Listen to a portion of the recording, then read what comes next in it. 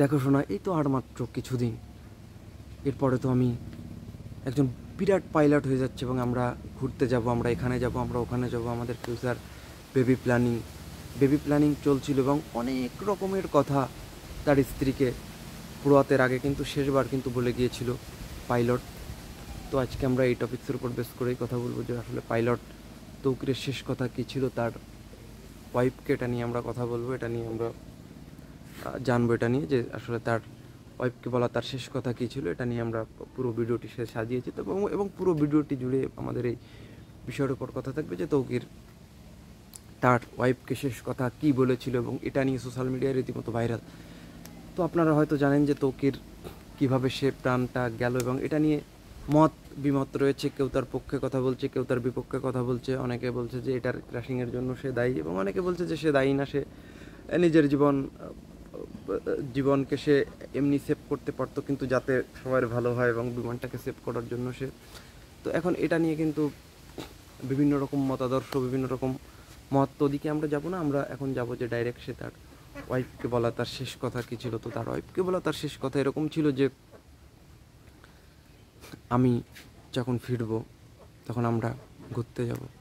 হয়তো তার সেই ফেরাটা আর হয়ে উঠলো না, এবং আর তার কোথাও যাওয়া হলো না। এটা মানে কি বলবো, এটা এটা বলতে গেলে আমাদের খুব চোখে কান্না চলে আসছে, এবং এটা হওয়ার ছিল না যেটা হয়ে গেল। তৌকির কিন্তু আর ফিরে আসলো না, তার ফিরে আসার কথা ছিল।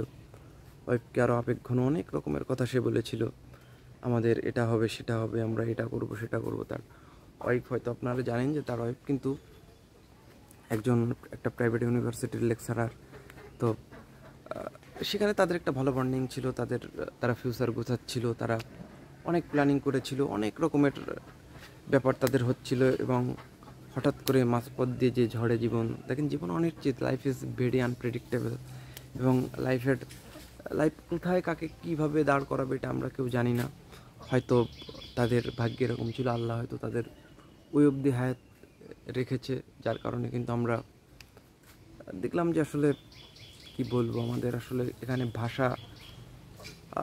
কিছু কিছু ব্যাপারে আসলে ভাষাও কাজ করে না। এখানে যে তাদের একটা সদ্য খুনসুটি, তাদের একটা রোমান্টিক যে একটা সিজম, তাদের একটা যে ব্যাপার, কিন্তু এটা আমরা রীতিমতো আমরা আমরা খুবই শকড খেলাম যে আসলে এই ঘটনাটা ঘটার পরে। তো এটা নিয়ে আসলে কিছু বলার নেই, এটা নিয়ে আমরা তো তার স্ত্রীর শেষ যে কথোপকথন, এটা শুনে সত্যি আমাদের স্ত্রীর সঙ্গে তার যে শেষ কথোপকথন, এবং তার স্ত্রী বলেছিল যে আচ্ছা ঠিক আছে ফিরে এসো, তুমি ফিরে আসলে আমরা শপিং করব, আমরা লং ট্যুরে যাব।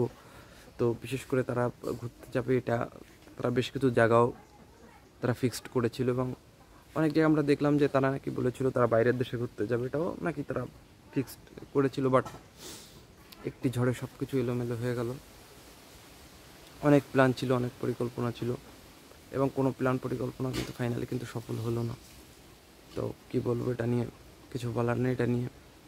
তো যাই হোক, তার ফ্যামিলি ভালো থাকুক, সান্ত্বনা দেওয়া ছাড়া আমাদের কাছে কিন্তু আর কোনো কিছুই নাই। তো যাই হোক, এটা নিয়ে আপনাদের মূল্যবান মতামতটি ডেফিনেটলি জানাবেন।